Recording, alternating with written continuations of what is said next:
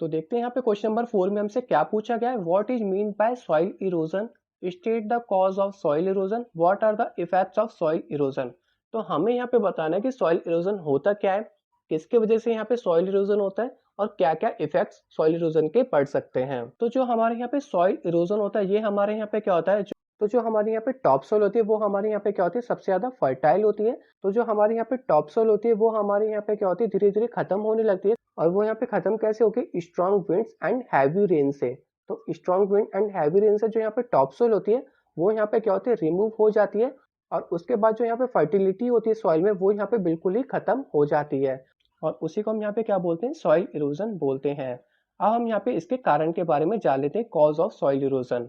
तो soil erosion का यहाँ पे सबसे बड़ा जो कारण होता है वो हमारे यहाँ पे क्या होता है, डिफोरेस्टेशन होता है। जो हम यहाँ पे बड़ी मात्रा में पेड़ों को काटते हैं, बड़ी मात्रा को पेड़ों में काटने से हमारे यहाँ पे क्या होता है, डिफोरेस्टेशन का खतरा काफी बढ़ जाता है।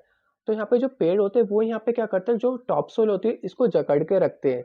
तो यहाँ पे काफी तेज हवा चलती है और जो हैवी रेन्स होते हैं इसके यहाँ पे जो स्पीड होती है वो यहाँ पे क्या कर देती है, कम कर देती है। तो जो हवा की विंड की जो स्पीड होती है वो यहाँ पे पेड़ों के टकराने के बाद कम हो जाती है, जिसकी वजह से जो यहाँ पे टॉप सोइल है वो यहाँ पे रिमूव नहीं हो पाता।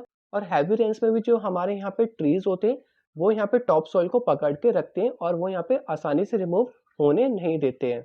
तो सॉइल इरोजन का जो सबसे बड़ा कारण है वो यहाँ पे डिफोरेस्टेशन ही है। अब यहाँ पे बात कर लेते हैं इफेक्ट्स ऑफ सॉइल इरोजन, क्या क्या इफेक्ट्स पड़ सकते हैं अगर यहाँ पे सॉइल इरोजन हुआ, मतलब यहाँ पे टॉप सॉइल रिमूव हो गई तो हमें यहाँ पे क्या क्या देखने को मिलेगा। तो अगर यहाँ पे टॉप सॉइल रिमूव हुई तो जो हमारे यहाँ पे हरा भरा जंगल है वो हमारे यहाँ पे किस में तब्दील हो जाएगा, डेजर्ट में तब्दील हो जाएगा। मतलब वो एक तरह का रेगिस्तान बन जाएगा, जिसकी वजह से इन्वायरमेंट पे काफी बड़ा खतरा पैदा हो सकता है। क्योंकि अगर यहाँ पे सॉइल में फर्टिलिटी ही नहीं बचेगी तो वहाँ पे कोई प्लांट और ट्रीज ग्रो ही नहीं कर पाएगा, जिसकी वजह से जो यहाँ पे पूरा जंगल है वो यहाँ पे खत्म हो जाएगा। दूसरा जो यहाँ पे सबसे बड़ा खतरा है वो यहाँ पे फूड की कमी हो जाएगी। इसलिए होगी क्योंकि यहाँ पे फर्टाइल सॉइल में हम यहाँ पे खेती कर सकते हैं। खेती करने के बाद जो वहाँ पे अनाज उगता है, जो यहाँ पे फल उगते हैं, उसको हम यहाँ पे क्या करते हैं, कंज्यूम करते हैं, जिसकी वजह से यहाँ पे जो फूड की कमी है वो यहाँ पे क्या होती है, पूर्ति हो पाती है। अगर यहाँ पे कोई भी फर्टाइल लैंड नहीं बचा तो हम यहाँ पे खेती नहीं कर पाएंगे, खेती नहीं करेंगे तो यहाँ पे अनाज फल ये सब नहीं उग पाएंगे,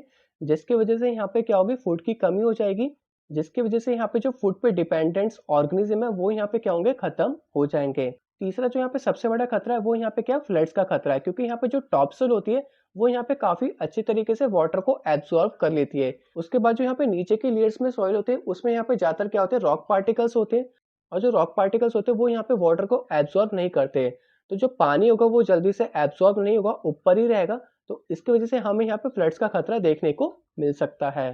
तो होप आपको इस क्वेश्चन का आंसर समझ में आ गया होगा। अब हम चलते हैं अपने नेक्स्ट क्वेश्चन की तरफ।